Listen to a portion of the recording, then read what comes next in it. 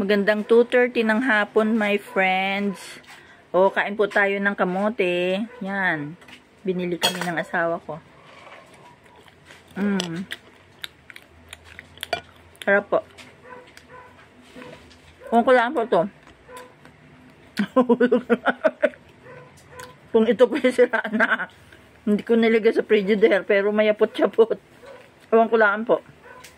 Mabango pa naman po.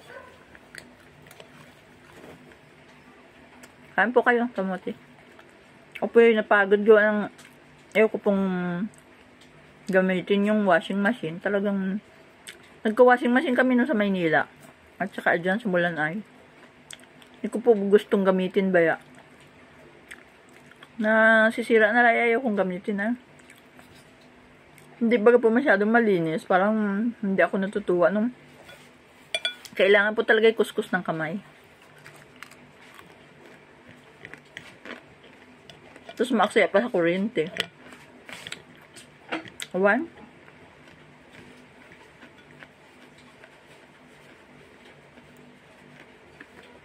Ang sarap po, nalutong.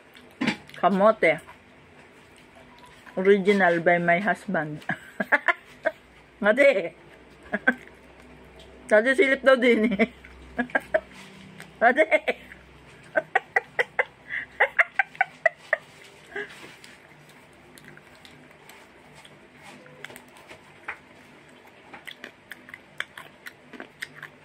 Harap.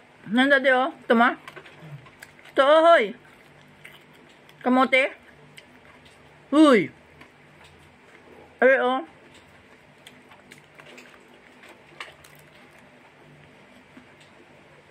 Ang harap ang malutong ano. Parang chips ano. Ano? Hindi pala. Ano yung chips? Banana chips ano. Ba't hindi nagkakamote chips sila ano? Madali masira. Yung banana chips sobrang lutong. Parang may glaze sa labas. Ano? Matamis. Sobrang bagang magtamis sila. Ano? No?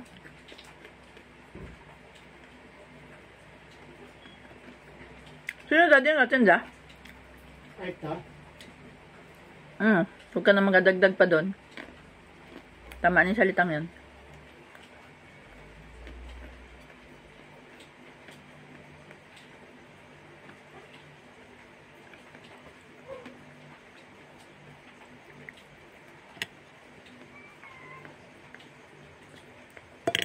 Sarap. Kami nung college pa, napadala kami ng hilaw na ganyan ni tatay at nanay. Ayan, ganyan, pero bagong puti baga naman eh. Kasi nahimay namin, o minsan nahimay na, yung padala. Nabili kami ng yung bagang mayapot na, gatas. Nalagay namin sa baso, tapos yung hinimay na, nalagay namin sa baso, tapos ay aming inakutsara yun, nakain namin. Sarap ya. Habang kami ay nag-memorize para sa exam. College. Ang college kami. Uy! Berto. Kayo ganun din? Hindi. Ano kayo? Wala. Wala kayong nakain?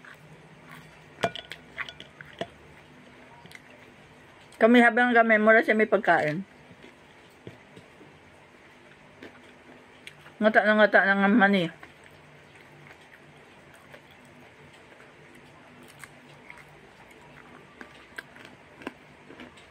Naalala ko, ako'y nakatulog sa pag-review ng Espanyol. Ay hindi ko na alam kung paano mag-conjugate Diyos ko, ang iyak ko kinabukasan, ang ginawa ko, para hindi mahalatang ako yung mangupya. First time kong mangupya. Ay, puti lagi ang panyo ko noon ako nag-college pa.